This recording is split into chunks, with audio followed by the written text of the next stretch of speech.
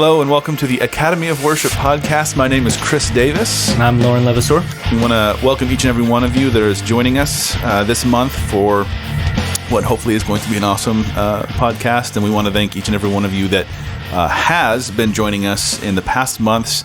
Our listenership, is that a word? Yeah, sure. Is growing each and every month. And it's just awesome to see the participation and things that you guys are letting us know that you like.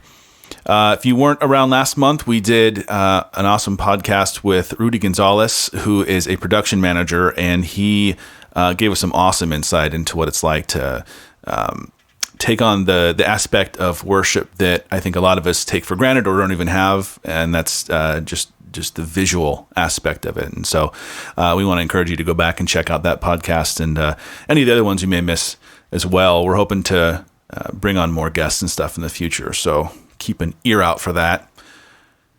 Today, we are talking about excellence versus showmanship, which I think is going to be, well, most of our topics, I think, end up being sort of controversial, but we never quite get, I think, on one side and just bash on it or whatever, right? We try to be fair. Yeah, we try to be fair. Try to give both sides, and we end up usually coming down somewhere in the middle. Yeah.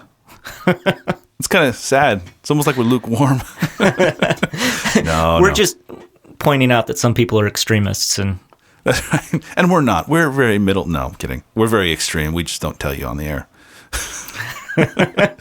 No.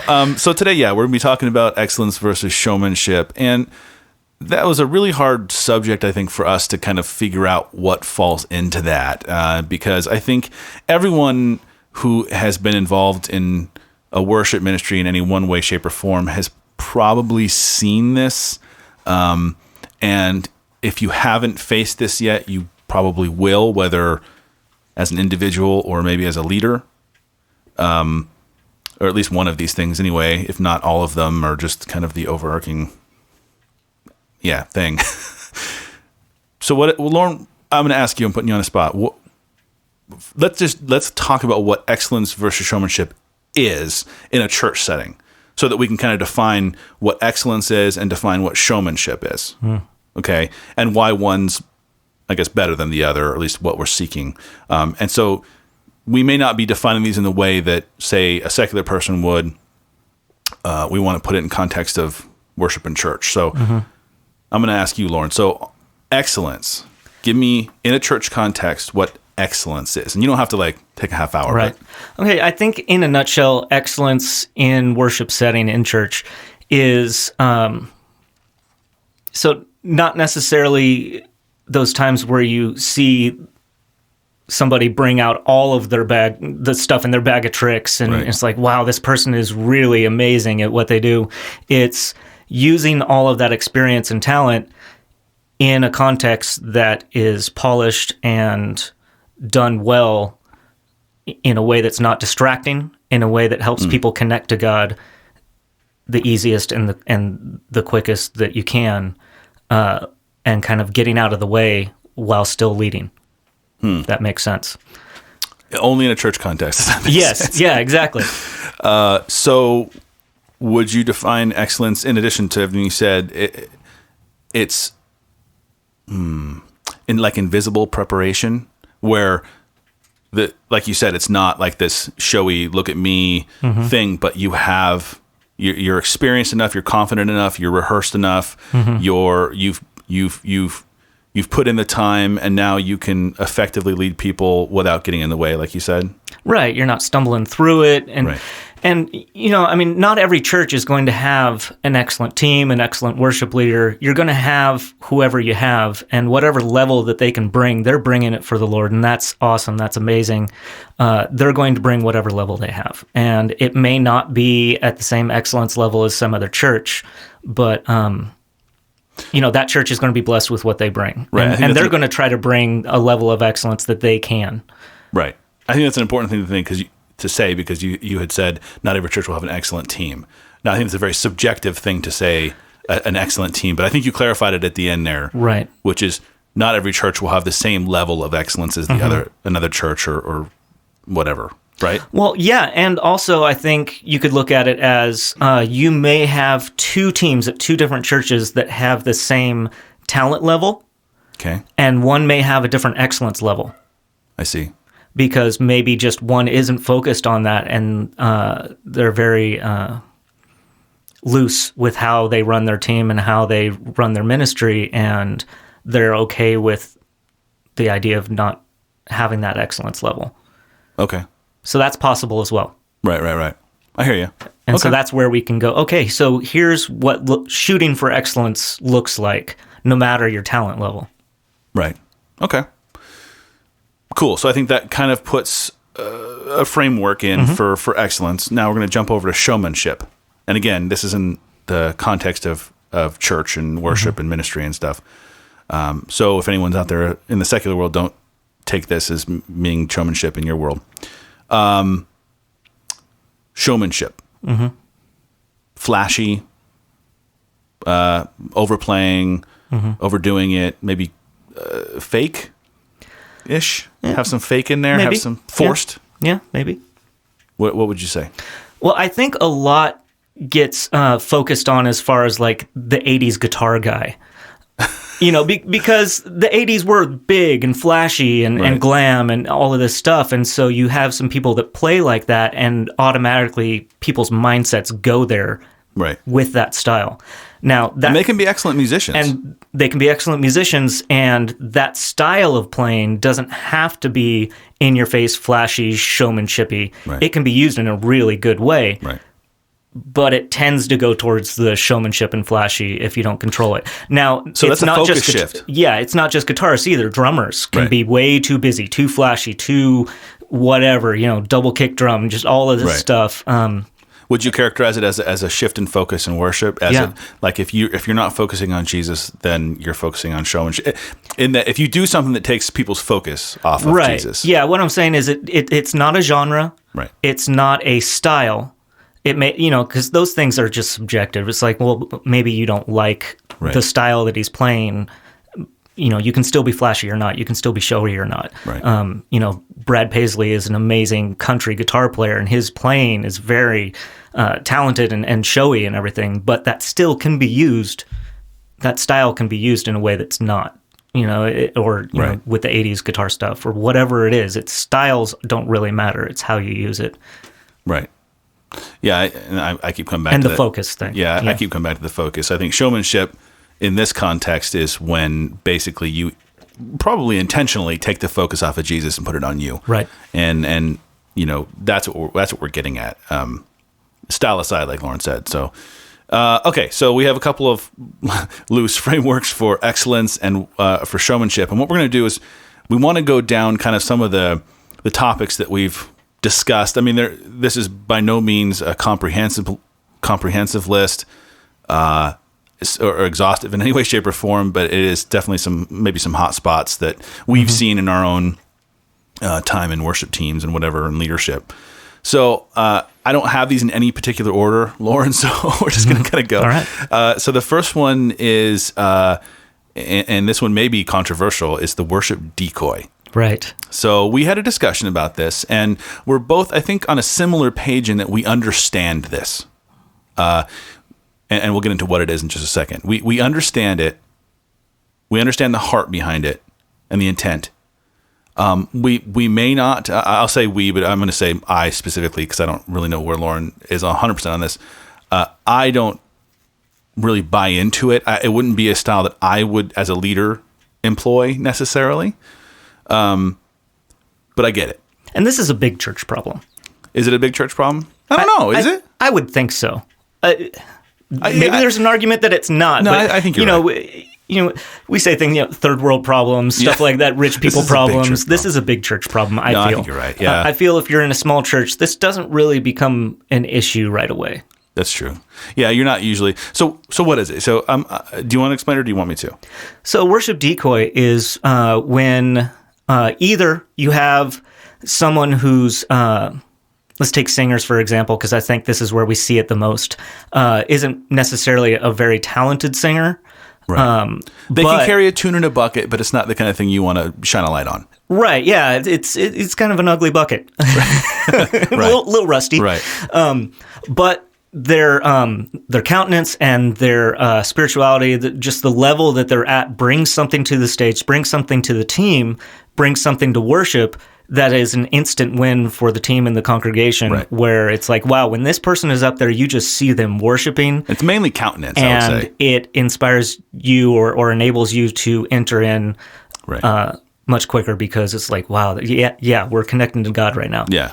So they're going for it. That could be one way of using a worship decoy, where they're turned down in the mix because you don't necessarily need to hear them, right. but visually you're seeing that wow, this is what worship looks like. Right. The other might be that you have 6 guys on acoustic, and you don't need that in the mix because it's just you're taking up a lot of room sonically. So you have maybe 1 or 2, and the rest are kind of filling up a large stage, or again exemplifying worship and kind of a team thing, and bringing the congregation into it more. Yeah. So So I think that for the sake of this topic, I think you and I should take for the intents of this podcast different sides of this. Oh, here we go. So because we don't do that often, right. Like we usually end up meeting in the middle and go like, "Yeah, Lauren, that's a good point. I totally Chris, agree. Good job. Yeah." So yes, whatever you said. Whatever. Yeah. So I think what we'll do on this one is because I think that the reality is there, and that we can talk about the two sides of this. So I'm going to take the side of, because I have these issues with it. So I'm going to take that side. I'm going to take the con, I guess. Sure. And you'll take the pro. Not that either of us are for or against this per se, but so my immediate issue with this is why? Not because you want to put someone up on stage and like the heart behind it is we just want to represent worship in a physical way, and we have this tool like you said, a big church problem. We have a lot of singers. We don't necessarily need them all, but a couple of them are very their countenance is amazing, and they go for it with the Lord, and we want that to be represented so that people can feel free, like, oh, okay, if they're going for it. I get that. The problem I have is if you can't accomplish that with the team you already have, and again, this may be a small church thing, but if you can't accomplish that, then why do you need to bring up another person for it? Like, is all of a sudden worship going to happen better? I would say that that's maybe putting a Band-Aid on a disease. Whereas if you have a bigger issue going on in the church. So that's my first issue is it really needed?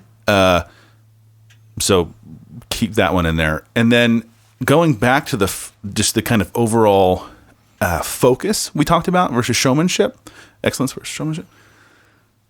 This to me starts to creep into the showmanship category, not on the worshiper's level, like the person who is worshiping up on the platform or whatever, but because the intent behind it is a very showmanship intent, not in the way that you're trying to show off, but in that you're trying to take the focus, you're trying to redirect the focus to Jesus, but you have to first put the focus on a worshiper to put the focus on Jesus.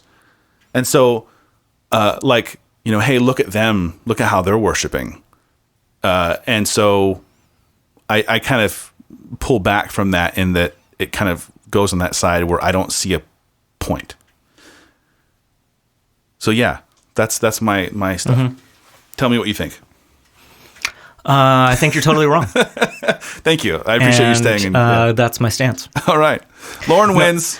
Take a vote online. No, I get what you're talking about there. I think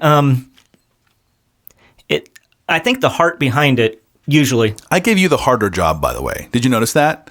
Like, you have to rebut something that someone's all like, nuh-uh.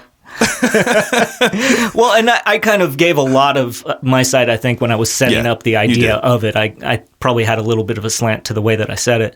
No, you did. So I already said a lot of it, I think. But I think mainly the heart behind it is usually less of a showmanship, less of a... let's create this big, shiny, flashy team that looks amazing. I think it's usually just using people's talents and strengths and going, okay, you know what? They are semi-gifted or talented or strong in this area, but they're really strong in this. and it's something that this other person over here isn't as strong in. And so we're going to bring these people side by side, and together they're going to make the team stronger. And like Rudy was saying last episode, it's about creating that atmosphere. A lot of we hear it time and time again. As soon as somebody steps into the room, they just go, wow, the presence of God is here. Like, it's... So that presence of God is because of you tangible. Guys? No, I'm joking. I'm joking. I'm just giving Lauren a hard time. Well, it's a culture you create at your church, whether that's something that you're seeking after on a daily basis, and the musical worship section of the service is just one part of that. And so yeah, I think it's using people's strengths and talents to make the whole better. Sure. So my question would be, how as a leader do you approach that? Not in how do you implement it, but how do you go to the person and say, we're not going to turn you up. Yeah, you can't sing very well, but we love the way you raise your hands. Like, or do you broach that? Do you and at that point does it become like a weird deception? Like that just popped in my head while you're talking. It can be touchy. I think you have to. I think this probably works best if you already have a team and an environment where you're focusing on building people. Okay. And being very honest with where you're at, sure, where you can go, and where you can build. And saying, like I said, you're very strong here. We still need to work on this, and we're going to get there. But for right now, this is what we need you to bring, and that's what we're going to focus on. And, we have a large team, so we're going to be focusing on other areas with other people. And so they're going to be handling these harmonies, stuff like that. Or, your guitar playing, your fingers aren't quite, hitting those things right where they need to be. So we're going to be turning this guitar up more while you get your skill up. Right. But you know what? Worship your guts out, do your thing, and it's great to have you up here. Yeah, I think it's a two-sided thing. I mean, you got to, like you said, be honest and be in an and have an environment where that's that you are building people. And I think that the person receiving that has to be in a place that they're willing to be in a worship team that's going on. Here's one of the things that was explained to me as we're moving into our new building next month, I believe it is. The stage is a lot bigger than the one we're on right now. And it's so big because the congregation is going to be so big. It's not, building a big stage for the sake of a big stage. It's the whole intent is, we exist so that we can reach the lost. And so we're drawing as many people in as possible so that they can meet the Lord. And so there's a lot of seats in this new place. So the stage has got to be big to reach that entire congregation. And so each singer and guitar player and everything kind of has a section of the room they're pointed at. And so their responsibility is kind of this swath of people right here. And, these other people are kind of centered on these people and everything. And so in that arc, you need to bring it. You need to, like we were saying, exemplify worship, lead, all that kind of stuff. Yeah. And so that's where you bring in a lot more people on stage, and you may end up with the worship decoy. Okay. So I think, so with worship decoys, let's put it in those frameworks that we've come up with. So with someone who, and I'm don't get hung up on the worship decoy name, guys, because it sounds really bad. It's like a duck floating out there. But I guess in the same way, it's the same thing. You want to attract worshipers, and so what is excellence in worship decoys? What is, if you're one of these people that, hey, you're gifting right now anyway, or at least the part that they want to use in the worship team is their countenance and that, and you're going to fill this role. What does it mean to be an excellent one? Authentic worship. Awesome. I think people can sense... you're worshiping. Yes, I think people can sense fakeness in church, and they're not going to stand for it. I know, man, because I fake it every week. No, fake it till you make it, man. I'm kidding. No, And so, no, I think what it is bringing authentic worship. Right. That's a win. No, yeah, that's kind of where my brain was going to, but I wanted to hear you say it because you're better than me. I don't know what that meant. All right. So what, and then on the opposite side of the spectrum, what would be a person coming into this that is on the showmanship side? Showmanship side. That's a tongue twister. Yeah. Non-authentic worship? I mean, I guess you just take the opposite. Crossing that, and this is kind of a sketchy, touchy territory? It might be a little subjective, but crossing that line between exemplifying authentic worship and drawing attention. Okay. To, hey, look at me. This is what you should be doing right now. Hey, look at this. Hey, yeah, something may be going on over there, but check this out. Yeah. I got my hands pretty high. Yeah, I'm jumping around. Yeah. I'm on my knees. I'm crying. Yeah, wow. I'm lifting the TV. Holding the baby. Holding the baby. Yeah. Field goal. Yeah. We're putting our hands up in the air. If you haven't seen Tim Hawkins, you need to, because go look him up on YouTube. He's awesome. He does the awesome versions of hands in the air worship. All right. Anything else you want to say on the worship decoys? I think we covered that one. Yeah, and I'll be honest, I've only recently become aware that this existed. Yeah, me too. In the last, I don't even know, relative small time frames of life. Like, it's not something I knew about when I started worship. Maybe it's something that really hasn't been a thing for a while until... It's a topic that's so easy to just say, so you want to bring fake into the church on purpose. Yeah. What are you thinking? So it, again, like we say with everything, you have to know the heart behind it. You have to know your leaders. And your church has to have that DNA that it's going to work with the right intent. And and you got to be willing to bury it. If you use it and it ends up making a problem, making people stumble, you need to be able to just shoot this thing in the head and bury it. And there you have it, folks. That is he's right. You gotta be able to let it die. Okay. So next on the chopping block, we're going to talk about solos. Now, this one's close to my heart only because, one, I'm a guitar player, and I think every guitar player has a little bit, if not a lot, of loving to solo, especially when it's in one of your favorite keys. It's maybe something bluesy or, one of the basic guitar. Anyway, it's something in our DNA as guitar players that doing a lick here or a lick there and wanting to hear them single notes or licks go on. But in church, I don't know. There's artists out there like Lincoln Brewster. I don't know. Is there anyone? He's like these. Pretty much, if you're in his church, it's a completely different mindset. So I get it though that there are times when maybe a little solo happens, and I've heard his testimony. I get what is going on with him and why that kind of happens. So hey, God bless you, Lincoln. But for me, it's hard to justify solos in worship because it almost always, at least for me, jumps into showmanship. So right off the bat, I'm going to start categorizing this as what is it like to be in showmanship for solos.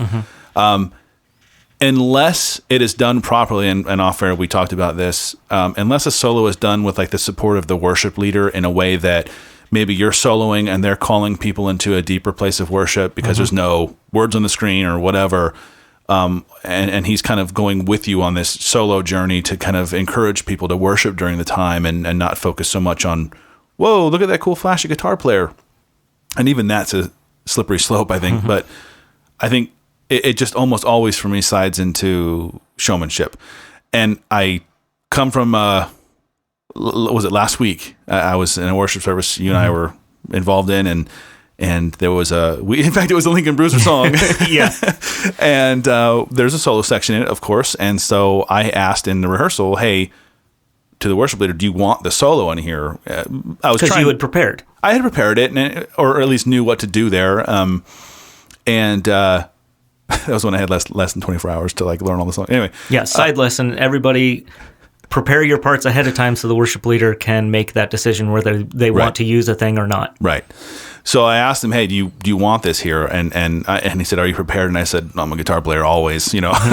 And we had a good laugh. But he decided that it would be one time through the progression, and then we'd move on. And I can't remember if the actual song is 2 times through. It might only be 1. And in rehearsal, we had bumbled through 2, and all of a sudden it went into 2, and then we're like, "Oh no, let's just do 1. Let's just do 1," because I don't want to get into, you know, just this kind of, "Hey, look, there's a guitar solo, yay."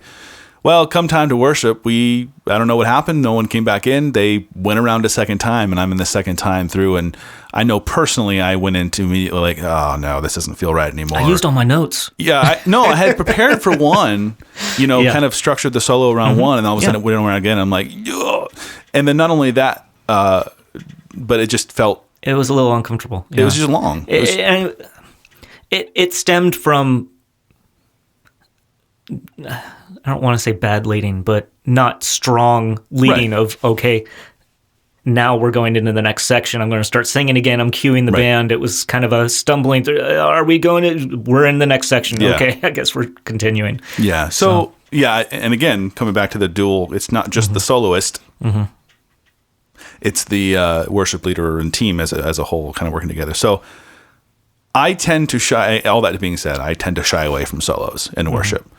I'm not talking about lead lines, right? That like are interludes or carrying into, like, you know, from a chorus into a verse or something like that. I'm talking about sections set aside just for a wanking guitar solo. Yeah. Yeah.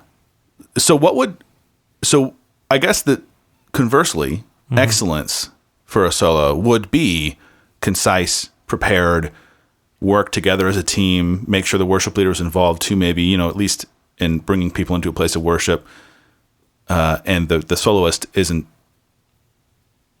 going to a place that doesn't need to go to. It just needs to keep it within the realm, make the song work. So I think, and excellence in this situation would be the soloist bending to the style of the band. So say you had some prog rocker, right, electric guitar player on your team, but that's not what your team sounds like as a whole. Right. And he goes into that solo section and sounds like, you know, John Petrucci or somebody. It's not going to fit. It's not going to be excellent. It may be very well done, but it's not excellent.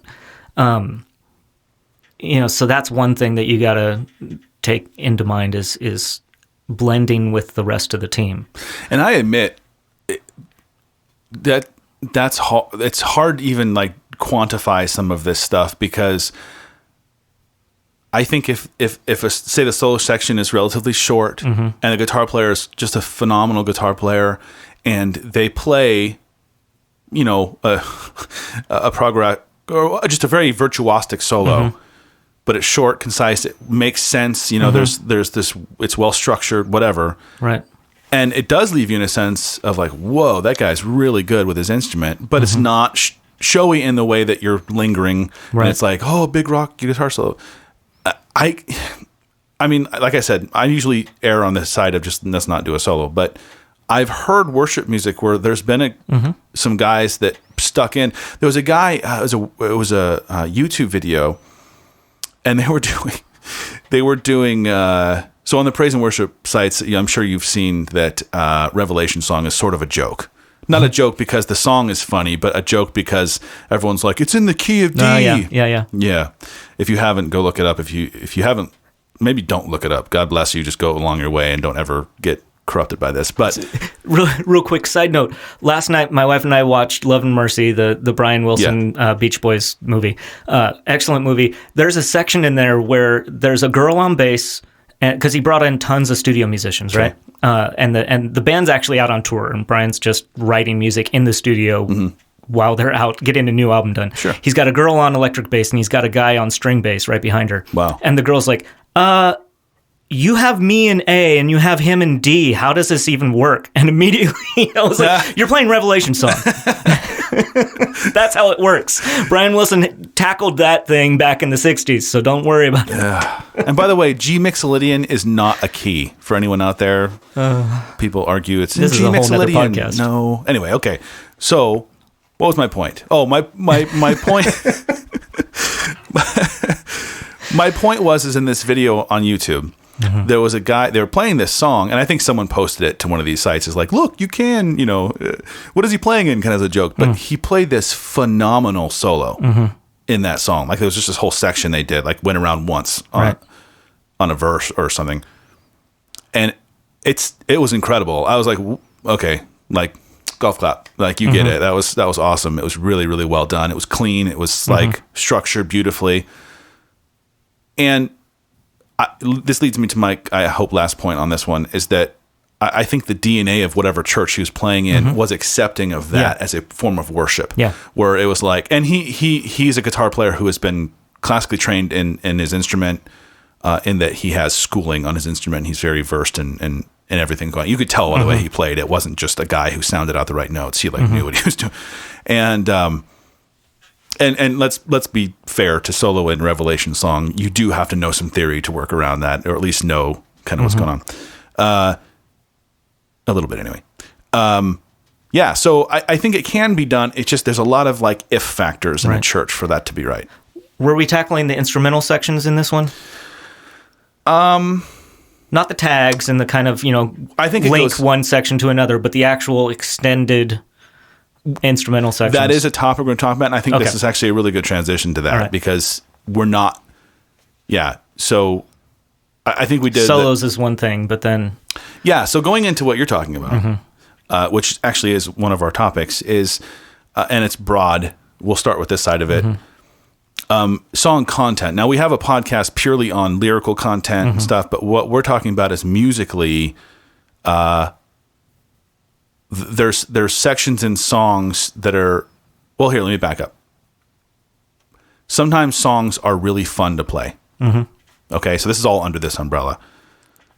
And they can either be complex, and that's fun for the musician because it gets you out of your box, or, man, it's just an energetic song. It sounds really good. It's aurally, it's pleasing, whatever. But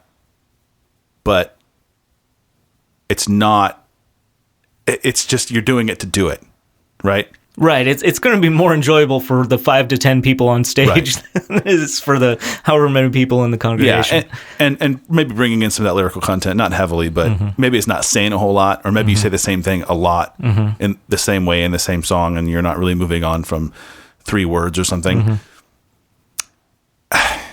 I think this falls into the excellence versus showmanship category too. And what you were talking about leading into this, which was the extended musical sections of some music. It's not common, but I think you said B.J. Putnam and we were doing Glorious for a while, which is a really fun song to play. Right. Not a whole lot going on message wise, which can be fine. They don't have to be all theologically deep end songs. It's got a message and it does it well.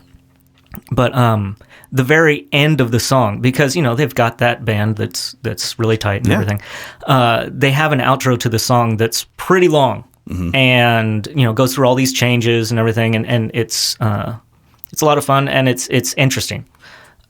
We usually cut it in half, just because it's just too long. It's a lot of fun, but it's too long for everybody else. Now, is that because you want it for the church, you're cutting it short? For the church. Okay. But you guys would love to do it. Sometimes, like, if it's a Saturday night service or something, just tends to have more energy in the room. People are a little more kind of ready to go there.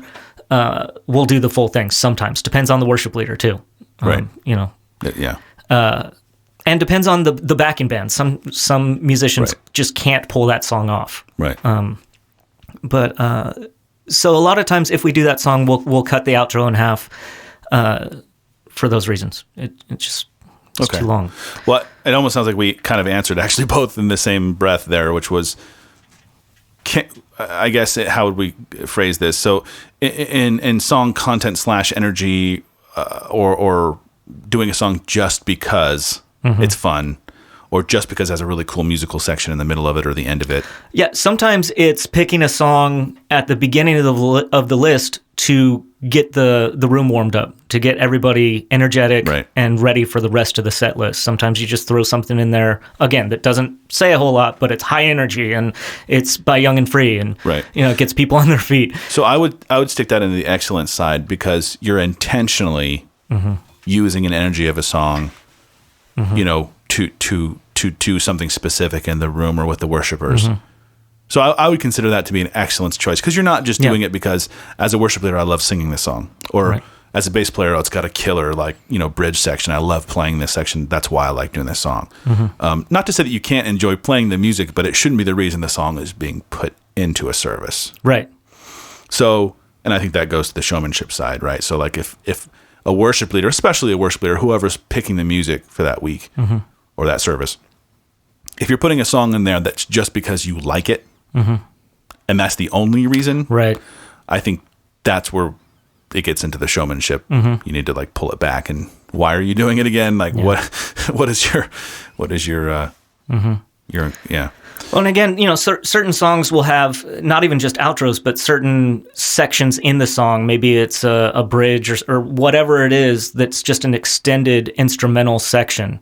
Right. That's when you need a good leader to tie it all together. You're not doing this extended instrumental section for the sake of doing an instrumental section. You're doing it because that's a chance to get off page, let the Holy Spirit work, and you have to train your congregation to not just stand there awkwardly waiting for the next slide to come up and tell them what to do. It's still worship time, folks. And so we've worked over the years with our congregation at our church that these are the times that you go in deeper. These are the times that you seek after God, that you hear from God, that you speak to God, that you pray something out, you sing something out from your own spirit. It's those moments that you can really take your worship to another place instead of just singing what's written. Right. So excellence, using it on purpose, intentionally, maybe having a band work as a unit, and the worship leader really going into it works in certain contexts. But showmanship is just because it's cool. I think that's an obvious one. I think this is most, not all. I have met some musicians and worship teams and leaders, and I think they're fairly clueless on this one, which I'm like, really? But I think it's a maturity level. Some people are thrown into this kind of leadership early, and they don't fully comprehend what our job as worship leaders in the band is. So, well, and we'll probably cover this one in a different podcast, but you can get into the whole bringing secular music in. Oh boy, because it's fun and it's familiar and it draws people in. You can start a service with it or whatever to bring people in from the lobby and all that kind of thing. That definitely goes into showmanship. That is going to be covered. I love playing this song and everybody loves hearing this song. And, yay! Yeah, we'll cover that in a whole nother thing. Yes, that is a topic we will cover. So you mentioned we're doing good segues here. Right? Go us. So you kind of started talking about encouraging the congregation and the worshipers to kind of go deeper during sections of songs that maybe would just be stair fests for a lot of places. And I think one of the ways you can do that as a worship leader, you can do that is like exhortation, and you can do even praying, whatever. You as a leader have to take advantage of those sections. And so exhortations, that's what we're going to go into next. We're going to go into the places in between the notes, I think is the best way to really think about exhortation, musical, in the musical context anyway, where you're singing out, maybe not, you're off page already, or even you're just speaking over people. You can call it prophesying, I suppose, but in truth telling, and depends on which version of prophesying you're talking about. Another podcast, yeah.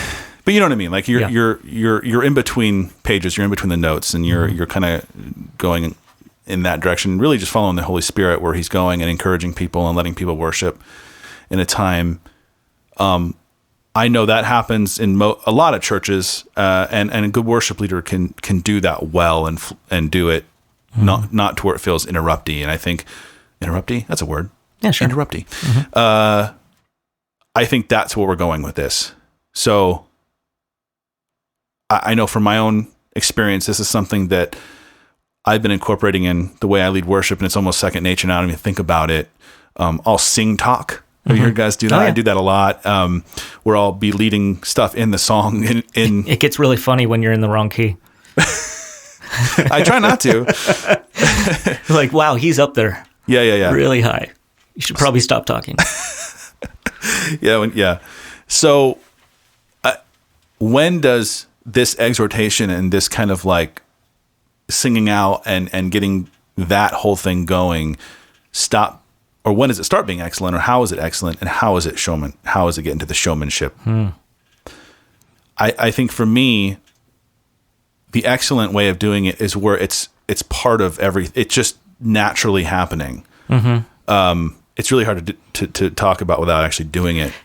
Yeah. See, sometimes I have trouble with it. Is it that I'm just not liking that style, like that particular person's style, or is it just being done badly? Like for me, and sorry, people that love them, but I have trouble discerning the difference between Jen Johnson and Kim Walker. They sound the same to me. They're the same. They're the same person. Yeah. And then the laugh and okay. Sorry, no, that was messed up. I shouldn't have done that. But it's just a thing. They laugh. Okay. Yeah. Anyway, but there's this one particular song where she's doing that. She being one of them. I don't know. I don't know which one it is. I'm sorry. Okay. I really don't follow them like some people do. I just don't care. But oh, Lauren. You know, one of them, they're in that kind of exhortation. You're in danger of losing your salvation. I know. I'm kidding. So they're in that moment, and so they're kind of singing randomly in the Spirit kind of thing. Yeah. But she's just repeating the same lines over and over and over again before moving on to another line that she's over and over. And I'm just, stop, please stop, please stop. For me, it breaks the moment for me. I don't enjoy her style. Okay. Now, when she gets into those sections, I don't enjoy her style of how she exhorts. Now, I think it's fairly early in her recording career, so I think she's probably gotten better now. But it's just whenever that song comes on, I'm just, fast forward. Oh, I think now I think it's fair to say, and this is one of the problems I have with live worship recordings, because you're capturing a moment when the Spirit is moving in a place. Now, I'm not saying that He can't move again in the same way. I won't even go there because I don't even know how that works. The Spirit can do whatever He wants, but in a live recording, and I'm not defending one way or the other. I'm simply trying to make sense of it. Where like they captured her worshiping right in a particular moment, and the church worshiping together, and it's on tape forever. Right. Now, again, you can tell we're old. Yeah, tape. Sorry. Well, it's just a term. I know. It's captured to hard drive, external if you're smart. Anyway, it's easier to say than ones and zeros. It's captured in binary, Lauren. It's in binary. Okay, she's forever in binary. I don't remember what I was. Oh, so is it fair to judge? I was a Christian and just said judge in the middle of something. Anyway, well, that's another one. Yeah, let's just do one on judging. Judging. We can bring some people in and judge them. That's right. Is it fair to take that out of context? Go ahead. Go, please. I say yes, actually. My argument is the other way on this. Okay. Tell me about how you're wrong. Go. No, I'm joking. I'm joking. So you've got Christian artists who record Christian albums, and it's Christian music in their genre. And those are great albums. Well, not all of them. Right. They can be great albums. They can be, yeah. But as soon as you get into worship songs that are meant for the church, I do not like studio albums.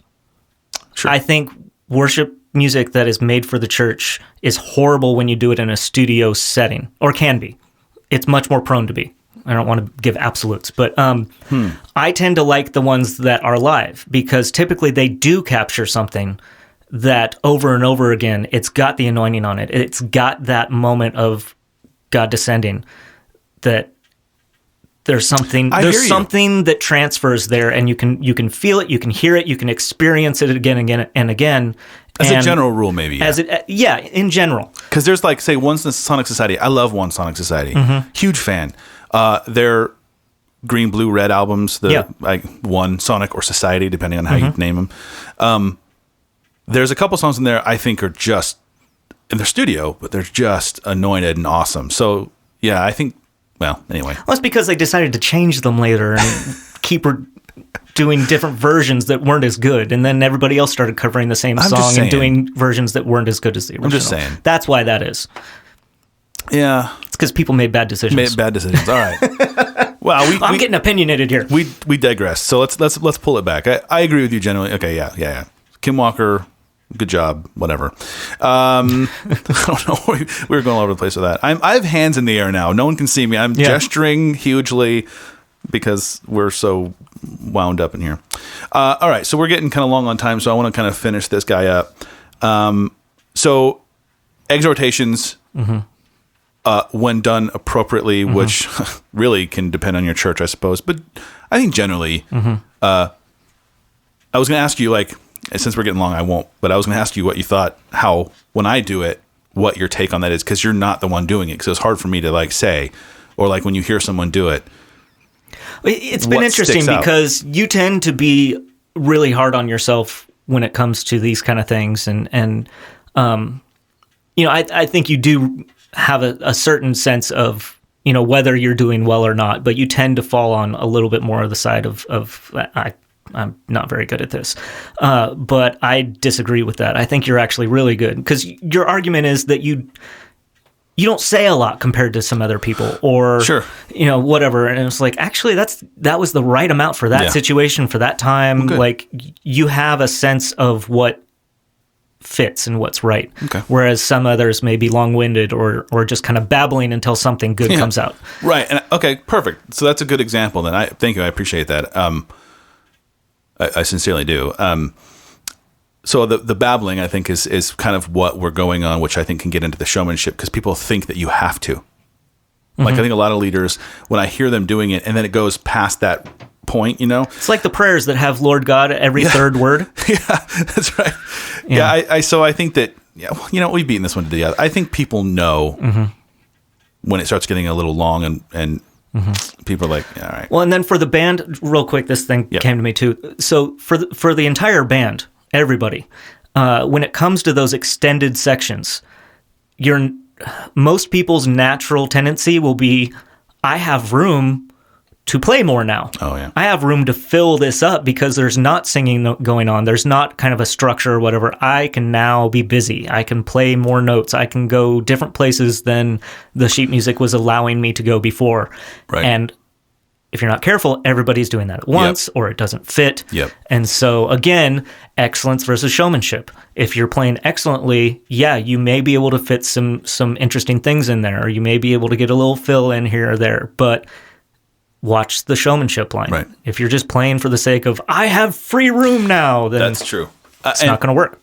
I think you're right on, and this goes right into our last topic, which is the space in song. So we talked about the complicated, like, everyone wants to play the really cool part in the song that goes on forever because it's a musical. What about the places where you just let things sit and you just let it go, and it's just whole notes? Oh, we had an amazing moment with that several years ago. Martin Smith came and played, and he let that happen in a way that our church wasn't used to. And we do stuff like that, but he took it to a whole nother level where it was almost uncomfortable because we weren't used to it. Right. But in those moments, it was like, I can't even explain it. And I remember Ron, one of our worship leaders, was just like, we need to do this more. This is amazing. Yeah. And so that was nice. Yeah. And again, I think or in the same way that the other things count on the worship leader and count on the team to be on the same page and to be able to do this correctly. But I, like you, think this is something that when done, I think it has to be done intentionally, but sometimes you're led to do it intentionally in a song that you're not, a little off page. There's power in doing this, and it lets people. So, example again from my own experience. Our church, I've been trying to slowly shape the culture to be okay with the quiet times in worship. Right. And I don't mean quiet times in that we're doing a slow song. I mean quiet times in that like no one's singing anymore. We're just doing laid back whole notes, like just we're hitting the diamonds, just burn, burn, and we're just. But it's it's a beautiful texture that we're creating musically, at least trying to. That's okay. That musical worship isn't just what's on the screen, and I tend to rest in, at least musically, I love that saying that music includes rests too, that rests are, you have to play the rests. And I think that's so appropriate in worship music because you were just talking about, I've got space now, I can play. And I think these sections are exactly when that mentality can take over if if you're not in control of what's going on. Some of the greatest times that I've met with God are the times where I'm not even on the team that weekend. Sure. I'm coming in, and that's always a little more uncomfortable for me because you're not holding that's your a bass. Primary way for me to worship God is with my you. bass on and through music because I'm a musician and everything. And I actually had to learn, that's a whole nother story. I had to learn how to worship without my bass on during a season I wasn't on the team. Yeah. And I was like, oh, wow, okay. Took me to another level. But some of the times where I've met with God in a more powerful way was times when I'm not on the team, I'm in the congregation, and I do not feel like being in the building. I do not feel like worshiping. I'm here because I'm supposed to be here, or whatever. Well, you're just so and you're the only Christian that's ever felt that way. Just so you know. Oh, pastors never go through that either. Oh no. But it's those breakthrough moments where you submit to God and you just do it. And if you hear the Holy Spirit saying, hit your knees, and you do, and it's, like those sections where they're calling everybody to worship, and it's just those kind of empty times, and just get out of the way. You're either forced to stand there and just wait for the next thing to happen because it's like, I'm really not into this. Yeah. Just can we get to the next thing, or can we stop the music so we can get to the message and we can go to lunch? Right. You have to either do that or you have to engage. And if you engage in those moments, it takes you further. It takes you to the next level. You're going to become a stronger Christian in those times. You're going to meet with God. Yeah, yeah, and I think I'm sure we've harped on this enough, but it has to be done with a worship leader that knows how to do it. No pressure. Yeah. Well, you know what I mean? Like a worship leader knows how to do it, still doesn't need to say anything per se. I mean, it is encouraging sometimes if that's a time when you can just really encourage people, hey, you know what? This is a time we're going to go for it as a church. This is not us looking pretty up on stage. This is us as a church, his arms, his feet, his legs, everything, doing it. So let's go and let's meet with him. And I think that when done correctly, it's hopefully encouraging to someone who's walked in and say, oh my gosh, I don't want to be here. I don't want to do this. Why are we just sitting here doing nothing? To say, we're providing a time for all of us to maybe come before the Lord in a little more honesty than we have been while we've been engrossed in these lyrics on the screen. Or maybe we're all singing words and haven't quite thought about what we just said. This is a time where we get to digest what just happened. Right. We've done this song 12 weekends in a row, but for some reason I just realized what I was singing. Yeah. So I like you. I love those sections when done with excellence, and not just because you heard Bethel do it. And I think that's the formula. It's the formula. That's the showmanship part for me in this one. If you're doing it just because it's always been done that way, or you've heard someone else do it that way, and the recorded version has this gigantic section in it where they're speaking in tongues or something, that's not why you do it. So, right on, man. That's good stuff. Yeah. We are going on about an hour at this point, so we have rocked this podcast. Any final thoughts? No, I think we covered pretty well. We beat those things into the ground. And there's plenty more. I mean, we like we said at the beginning, it wasn't an exhaustive list. There's plenty of other things, but it's stuff we've seen and talked about and thought maybe, hey, hit a chord with people. So, All right. Well, we want to encourage everybody to just engage with us. We have a few places you can do that. One is academyofworship.podomatic.com. That is the actual host site of our podcast, where you can, I think you can leave comments there and download and do all the fun stuff with it. As well as on iTunes. Just look Academy of Worship up on iTunes. We're there as well. And I found a couple of other places that, like podcast apps, we show up. We also want to encourage you to go to our Facebook page, which is facebook.com/Academy of Worship Online. That'll get you engaged there. We'd love to talk with you and leave comments and posts and whatever you want to do there. And then on YouTube, which hasn't been updated in a while, but I'm really hoping to start pushing the YouTube stuff, and this is where it all started anyway, is youtube.com/Academy of Worship.